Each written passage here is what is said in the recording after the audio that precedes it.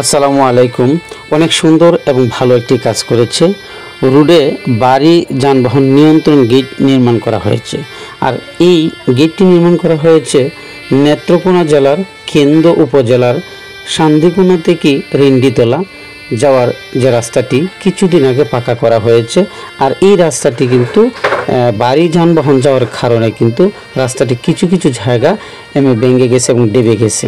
এই যে দেখেন এই যে জায়গাটা, এই জায়গাটা কিন্তু অনেকটা ডেবে গেছে। এখন যদি একটু বৃষ্টি আসে তাহলে কিন্তু পানি বাজিয়ে দেবো। এ থেকে আস্তে আস্তে আরও রাস্তার সাইডটি ভাঙতে থাকবে। এই যে দেখেন এই জায়গাটা বাড়ি যানবাহন চলাচল করার কারণে কিন্তু এই জায়গাটা ডেবে গেছে। আর এখন কিন্তু ইটের সুরহি দিয়ে রাখছে।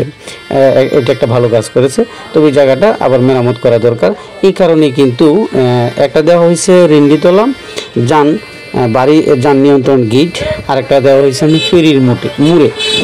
এই যে দেখেন রাস্তার অবস্থা, এই নতুন রাস্তাগুলা, এই রাস্তা এই যে দেখেন সাইড কিন্তু সাইডেতে যাওয়ার কারণে কিন্তু রাস্তাটাতে ভেঙে গেছে। এই যে রাস্তার অবস্থা দেখছেন। আর এই কাজটা কিন্তু করেছে, একটা ভালো কাজ করেছে, কারণ বাড়ি যান চলাচল রাস্তার পিচ ক্ষতিগ্রস্ত হয়, তাই কিন্তু এই ব্যবস্থাটা নেওয়া হয়েছে।